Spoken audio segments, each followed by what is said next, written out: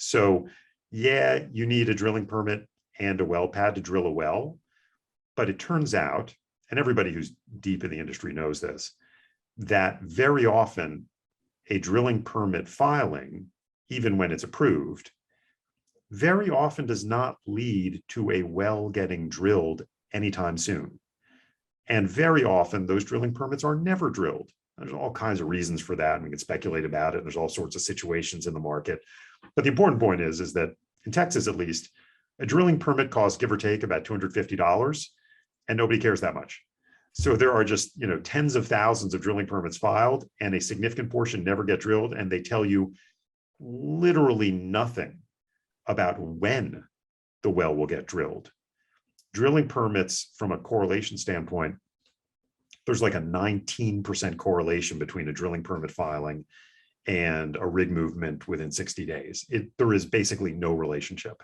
Now, you're being very specific Yeah. about these numbers. Give everyone a little background on the study you did with Rice University, because I remember when you first put this out, and we talked about this in the first episode a bit, kind of going around the water cooler, everyone had a different answer and a different hypothesis. Yeah. Oh, it's 50-50, or, it happens 80% of the time. And you're like, yeah, well, this is a lot, you get a lot of that in this business. It's not just with the well pads and whatever. It's like everybody knows what they know, and they believe it very strongly. And then you talk to a few different people and you realize everybody knows what they know, and what they know is very different from what everybody else knows what they know. So, I mean, I saw that a lot in the water space, because people be like, everybody knows the price of water is 50 cents a barrel. You don't need to research that. And then you find somebody who spent $3 a barrel, next door, or somebody spent 5 cents a barrel next door, and you're like, okay, you're definitely wrong, whether you're willing to listen to me or not.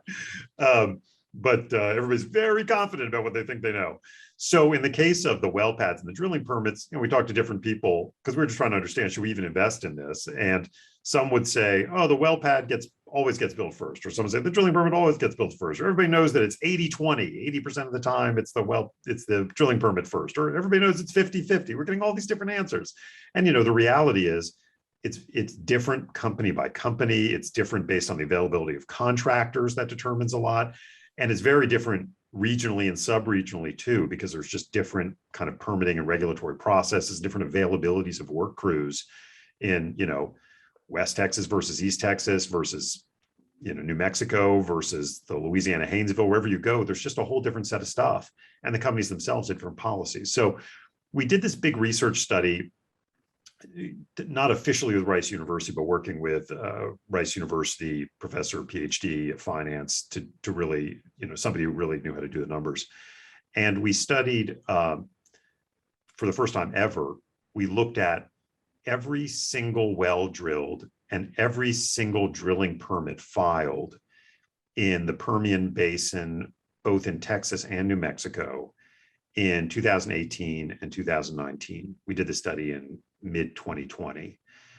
And we looked at the three-way relationship, both in terms of time and probability, between every permit, every well pad, and every spud. And then we broke that down over a longer time period to really understand, okay, what really is the relationship here? And there were a number of very important takeaways from that, because no one ever looked at it before. Why even study the relationship between permits and spuds when there is no alternative? What else are you going to do? Who cares? And so it turns out that it was kind of off the top of my head, we found that about 20% of Texas approved permits were never drilled. It was about 50% in New Mexico were never drilled.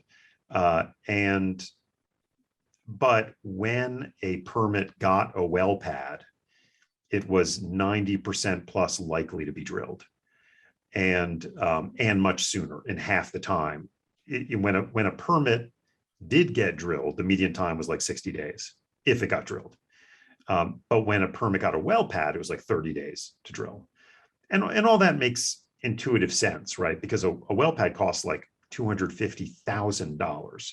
So as an operator, you're just not going to spend that money unless you're really serious about doing it. Whereas permits, permits, schmermits, the expediter happens to be in Austin today. You have them throw those in. Or maybe you're actually throwing out some false flags to try to confuse people about where you're going, or you just want to have them lined up for some reason.